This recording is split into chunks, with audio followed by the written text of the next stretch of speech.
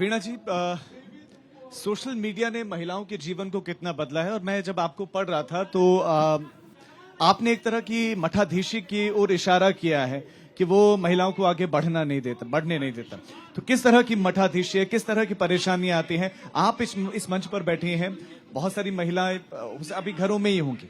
तो पहला तो सोशल मीडिया ने कितना बदला, दूसरा इस मठाधीशी पर मैं चाहता हूं कि आप बात करें।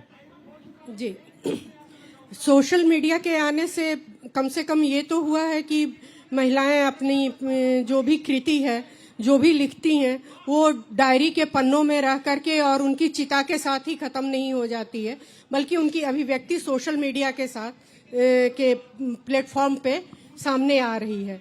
इसके साथ साथ कई सोशल मीडिया के साथ साथ कई ऑनलाइन रीडिंग प्लेटफॉर्म भी हैं जो कि महिलाओं की कृतियों को प्रमुखता देते हैं और उनकी कृतियां पाठकों के सामने आ रही हैं। जहां तक मेरी बात है तो मैं प्रतिलिपि से जुड़ी हुई हूं और प्रतिलिपि में महिलाओं को बहुत ही ज्यादा सामने लाया गया है। खैर, सोशल मीडिया का मतलब होता है फेसबुक, ट्विटर, इंस्टाग्राम, जो भी है।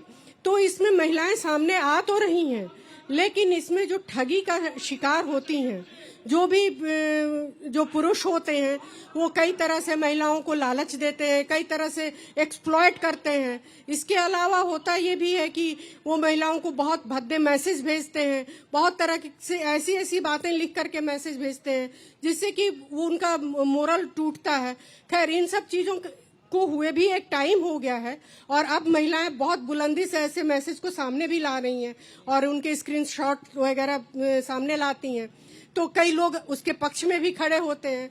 तो ऐसी जो बातें होती हैं वो महिलाओं को हमेशा पीछे ढकेलने के लिए की जाती हैं। किसी भी पुरुष के साथ इस तरह का कुछ नहीं होता, बल्कि पुरुषों के लिए तो कहा गया है कि भाई सारी पृथ्वी ही आपकी है, हम तो दोयम दर्जे पे हैं। महिलाओं को बना दिया गया है। महिलाएं दोयम दर्जे की नागरिक नहीं हैं, लेकिन ऐसा बना दिया गया है पुरुषों के द्वारा।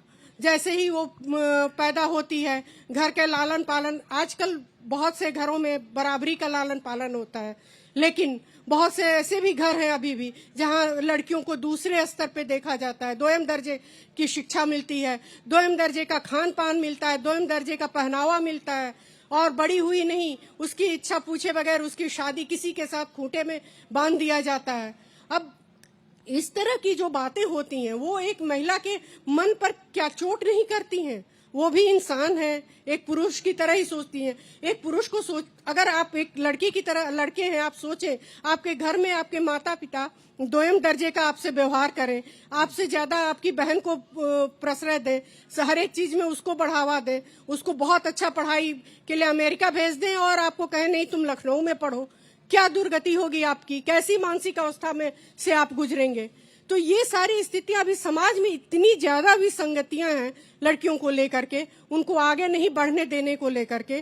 तो बात केवल वही नहीं है, बात साहित्य के क्षेत्र में भी आती है। यहाँ भी मठाधीशी है। किसी भी महिला की कोई किताब आ गई, लोग फेसबुक पे शुरू हो जाएंगे, अरे ये तो इसका किसी पुरुष के साथ संबंध था, उसने उसकी किताब लिख दी होगी। इस तरह की बातें घटिया स्तर की बातें होती हैं। यानी महिलाएं अगर बढ़ना चाहें तो उनको आप रोकेंगे। ऑफिसों में भी इस तरह की चर्चाएं होती हैं, अरे वो तो आजकल बहुत आगे बढ़ रही है, लगता है बॉस के साथ उसका कोई चक्कर है। यानी महिला आगे बढ़ रही है तो आप लोग उसमें चक्कर खोजेंगे ही खोजेंगे। उसके पास कोई क्वालिटी नहीं होती है।